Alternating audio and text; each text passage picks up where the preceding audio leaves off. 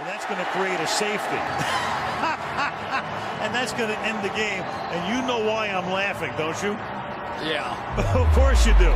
In just a few short years, how did we go from broadcasters making subtle references to gamblers? There are some people happy, some not so happy. Right, and there are some going, I can't believe what just happened. To this. A record Super Bowl. Caesar's Superdose partner of biggest parlay I've ever hit. Turned into over $500,000. the Chiefs.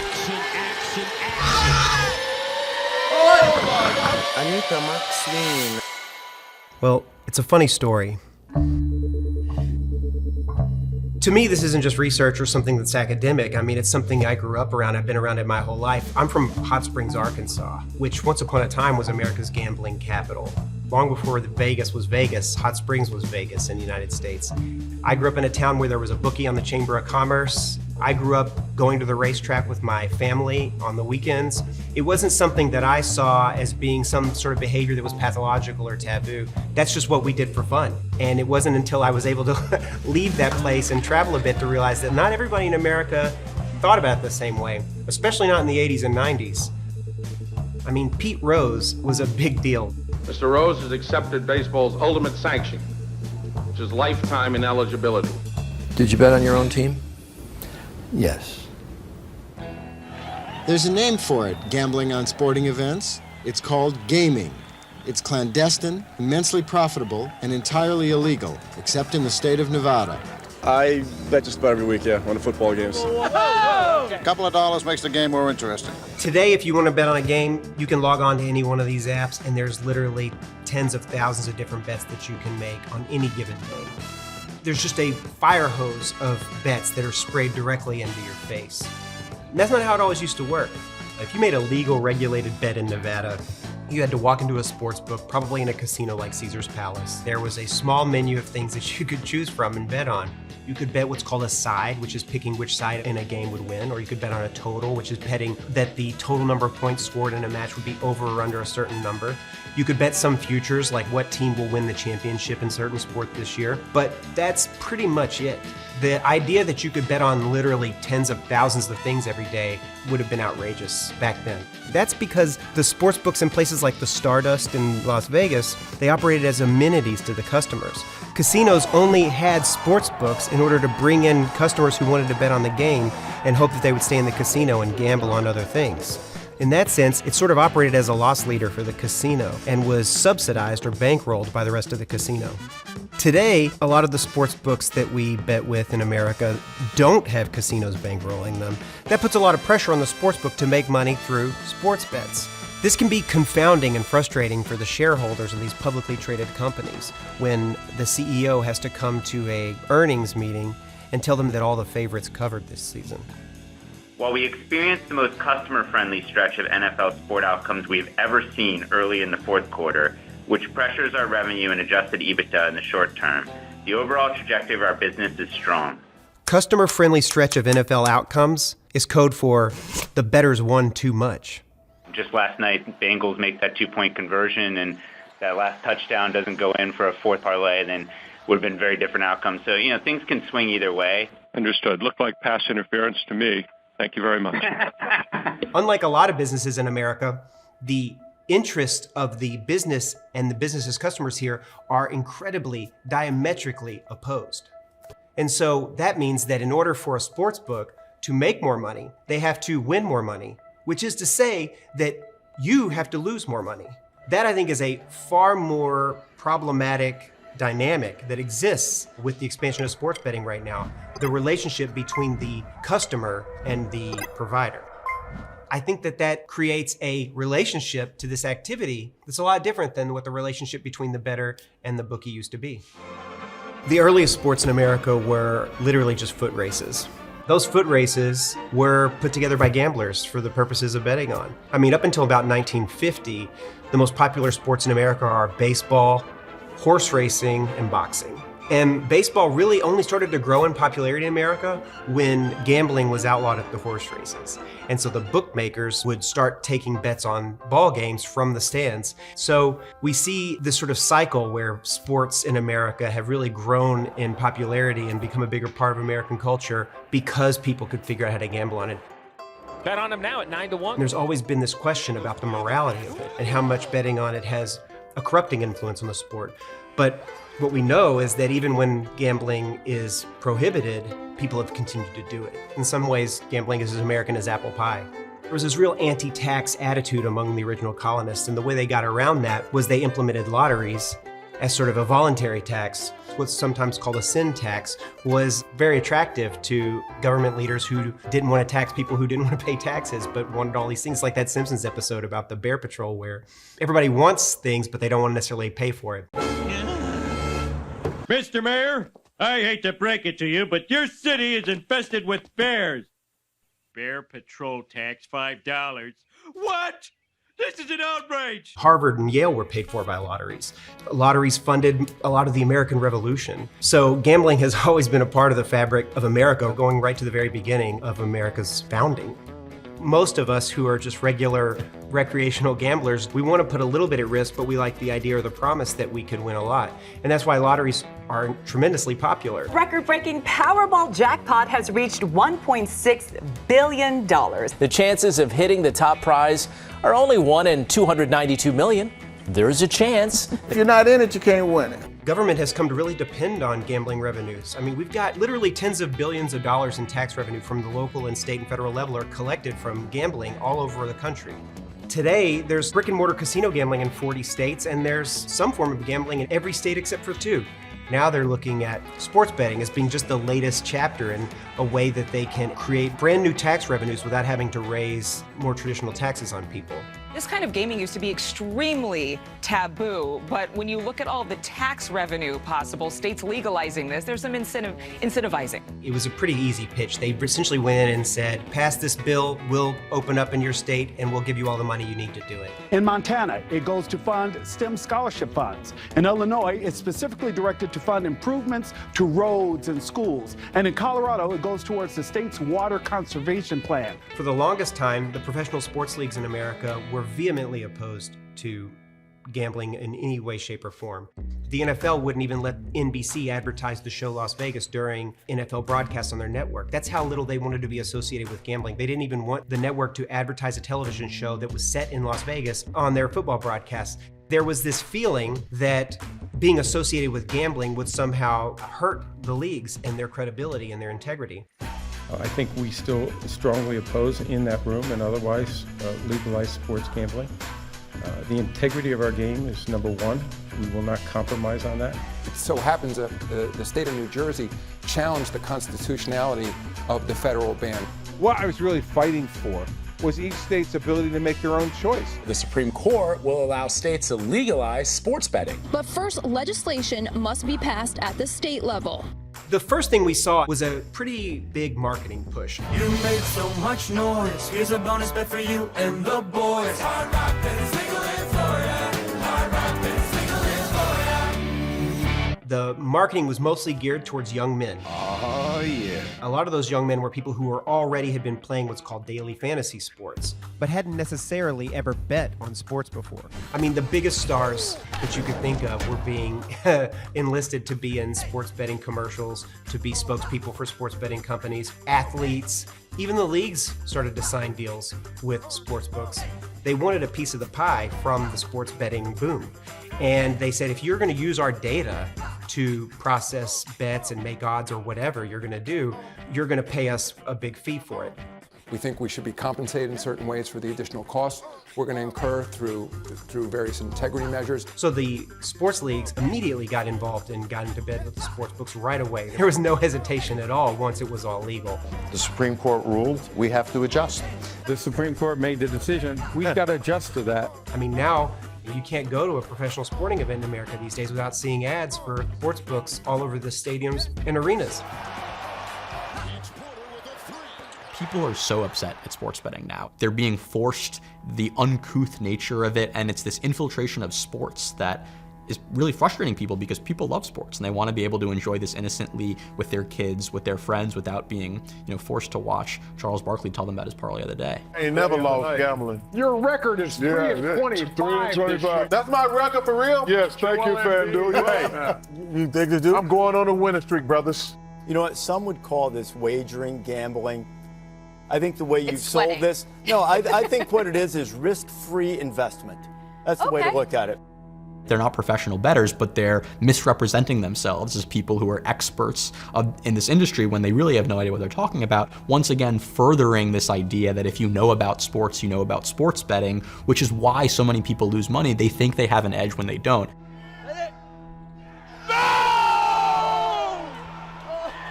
And it's something that gambling companies prey upon. It's something that announcers reinforce, and it's a problem not only for kids, but for everybody betting on sports. If I had to bet football as much as I know, I tell you what, in a year or so, I'd be living under a freeway overpass. These new sports bettors today are especially susceptible to one of the worst bets you can make, the same game parlay. Not only can you bet on the Yankees to win, but you can bet on the Yankees to win and Garrett Cole to have a certain number of strikeouts and Aaron Judge to hit a home run. And the products are a lot of fun, and in particular what they allow people to do is risk a very small amount of money and win a very large amount of money all in one game. These bets are incredibly lucrative for the sports books. Why? Because they're very hard to hit, but also they're very hard to calculate what the right price should be. When you start to add all these random, weird, correlated or negatively correlated events, the math to figure out what the fair price should be becomes very, very complex. Hardly any of us can do it. So the sportsbook can then bake into those bets a very, very big margin. When you got overs and unders, you're in it every time they throw the ball, kick the ball, dribble the ball. Now that bet's got you watching every inning, half, round, period, set, hole, a lap. A typical bet on whether a team will cover the spread, the type of bet that used to be the bread and butter of Las Vegas sportsbook or barroom bookies, would deliver a 5 to 6% return to the sportsbook. A single game parlay, by comparison, will typically return up to 30% to the sportsbook. All my kids are addicted, and well, I shouldn't say addicted, I don't mean that, but they like the wrong games. You know why? They like the parlays, and they somehow think that a parlay is easy. Could you please tell people how hard it is to win on a parlay? Well, you don't win as much, but when you win more. And, that's kind of why people like it, because, when they win, they get a big multiple on their money. This makes these bets sort of the credit default swap of sports betting. It's sort of like that scene in The Big Short with the Jenga pieces. That's what these are. You're putting together a financial product that as you build these things up, it's worse and worse for you, right? The chances of you winning, but also how bad the bet you're making gets worse and worse. And this is a hard thing for people to understand because I think most Americans just assume every bet's a bad bet. The house always wins. Of course, whenever I make a bet, I'm supposed to lose. So what difference does it make? I'd rather get the biggest possible payout for the few times that I do win. And that's the problem with that thinking, which I think is very prevalent among gamblers in America today, is that it's not actually true in sports betting. In sports betting, you actually can win, and you actually can have an advantage and have the best of it when you're making your bets. Fundamentally, people should want sports books and betting on sports to be fair. And I don't know that it is fair right now, and I don't know that there's any real pressure being placed on sports books to be fair to their customers.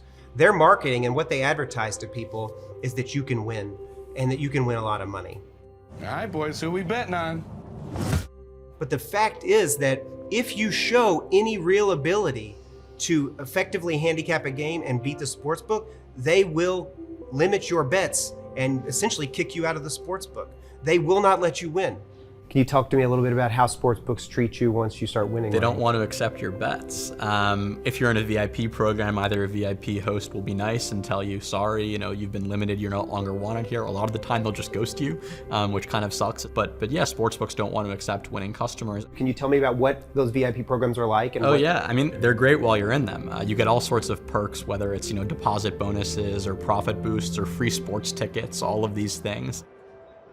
A lot of winning bettors do everything they can to hide their identity from the sportsbooks, including bet under other people's accounts, so that the sportsbooks don't know it's them. Well, I have other friends who have accounts, and I have people who will put on, their action on my behalf, and I'll have a Google sheet that tracks P&L and payments and everything like that, and what's owed where. Sportsbooks have always profiled their players for people who are sharp or skilled bettors who can win long term.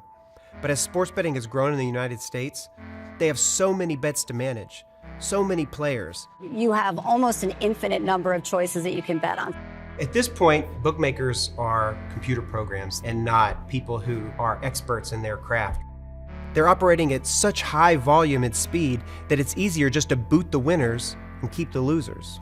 I would get these promotions because I was in their Diamond VIP status, and they were talking about, when I make Onyx, I'll be able to get free tickets, etc. So I was excited about that, and I asked for tickets for, a certain US Open event, and he's like, if you make Onyx, I can probably hook that up for you. So I was upping my volume with that goal of hitting Onyx, and eventually found myself not able to bet as much as I'd want to on certain tennis-related events.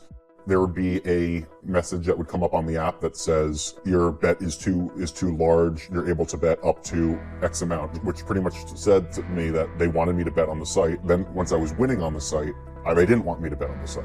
I think the issue for me is one of transparency, right? You shouldn't be able to have advertisements that say sign up and win, and then if you actually can win, they'll kick you out. You shouldn't be able to allow people to come in and lose as much money as possible while restricting winners. You can't restrict winners and then expand limits for losers, all while saying that you're a fair place for anybody to play. That's pretty deceptive in my opinion. So it's not just the limiting, but it's the lack of transparency around it. I just got this great NFL offer, guaranteed, all up front. And this one's gonna be hard to pass up. DraftKings is not able to succeed because of some random guy on the street who's placing a $10 same game parlay. They're able to succeed because 1 in 100 customers is losing hundreds of thousands of dollars. And to be clear, if you look at the distribution of alcohol sales, the vast majority of it comes from people who drink way too much alcohol, but liquor stores aren't able to prey on those customers in the same way. They can't send them push notifications that, you haven't deposited in a couple days. Why don't you come back and we'll give you one for on us? I mean, there's recently that case in the Wall Street Journal with a woman who had a family and she just mortgaged her house. Not great, but that's the kind of customer that even if DraftKings isn't saying they want, that's the kind of customer who's actually paying their bills. There were so many times when I wanted to quit and I couldn't because the industry kept luring me back in, essentially. That thing that we refer to as ban or bankrupt, I believe is the problem. If you're a very good player, that is that you have an advantage over the house. They are going to limit or ban you. It's oftentimes document, we're not going to take your action, close your account, or we're going to limit you to $1.90, On the bankrupt part, if you're not a very sharp gambler, you have failings and you'll go for every goofy parlay, and that's the bankrupting.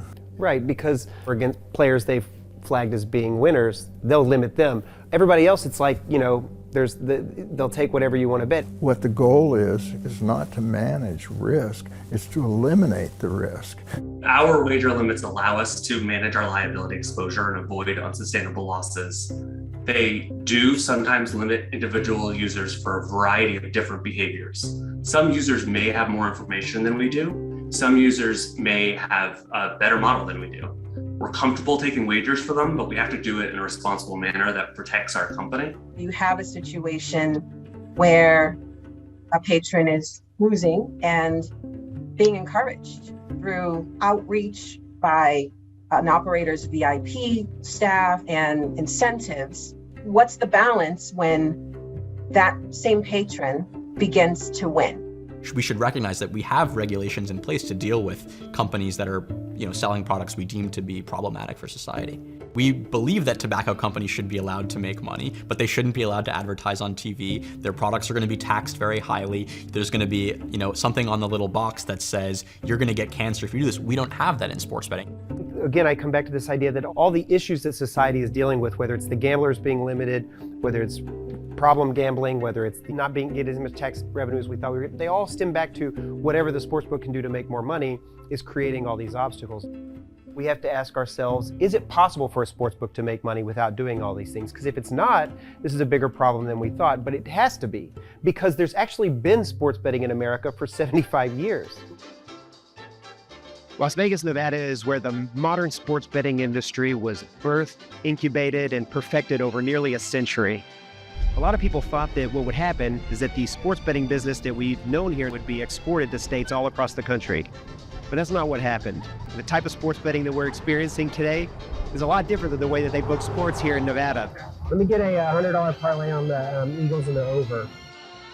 Since sports gambling became legal 5 years ago in the United States, in states more than Nevada, the consumers changed. I mean, I think the one unique thing about Circa is that we have a reputation to take big bets. Circa Casino Resort home of the biggest sports book in Las Vegas, is decidedly old school, and in many ways the antithesis of the modern online sports book. They have set maximum bets for everyone, winners and losers alike, and they welcome bets from professionals to help them set their prices. DraftKings, they've already proposed so many wild fucking things. Like, they proposed passing on taxes to the winners. Now they're proposing subscription models.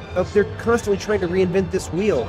Meanwhile, we're standing in a city, in a sports book that was built on a very simple idea that you deal 11 to 10. You take a bet, you move a number. You know, this stuff has been done for a century, right? But to me, it just seems like if it wasn't broke, why are we trying to fix it? So is it a profitable business? It's not profitable yet, but we think we'll actually be the first operator. We'll be the operator that gets to profitability fastest relative to when we started. Yeah, the reality is, we're very much in the early innings here. We should really be looking at this as an antitrust issue, too.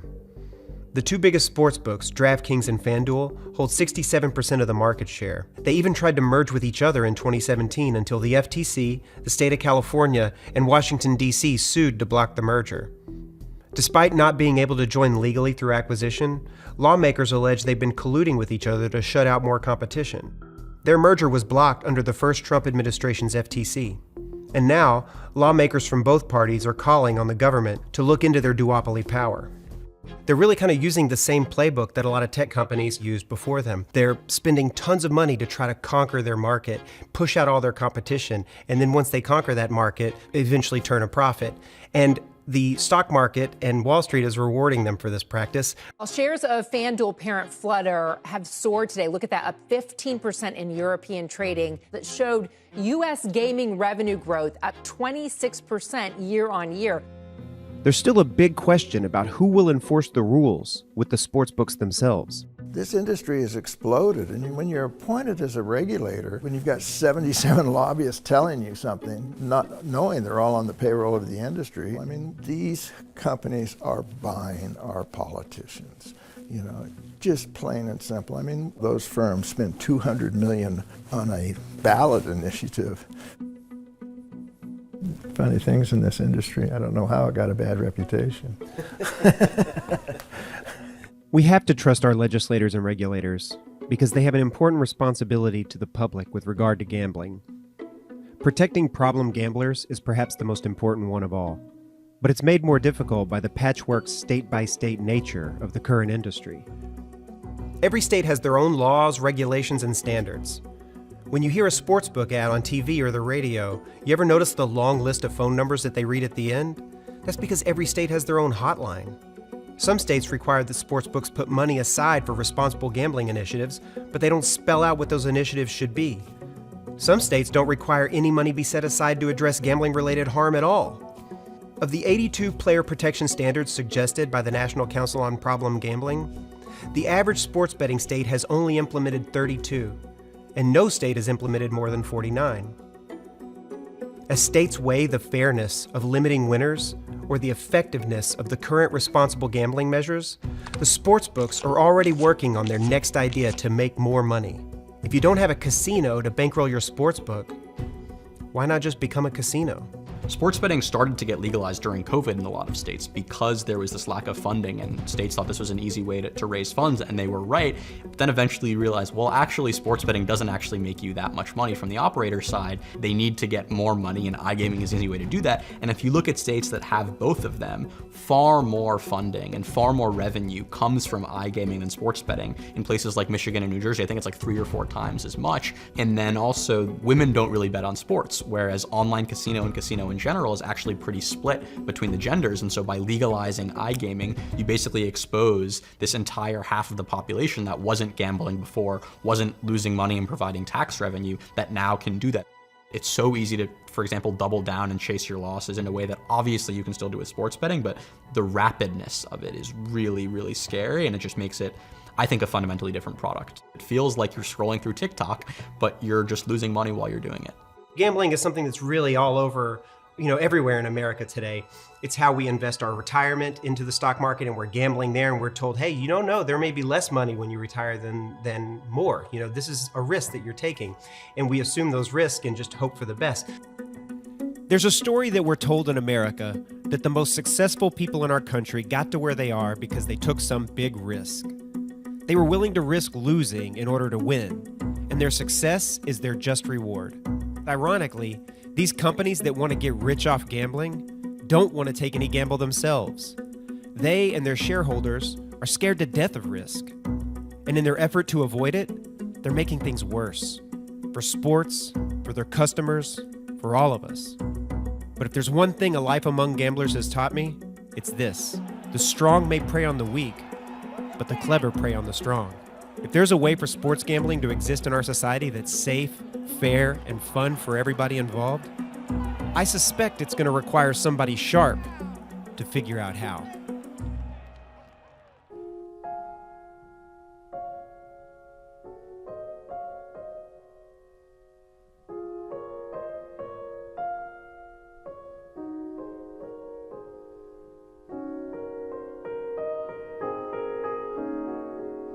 Thanks for watching The Classroom. We made this video because of your comments asking for it. So please let us know what other issues you'd like us to cover.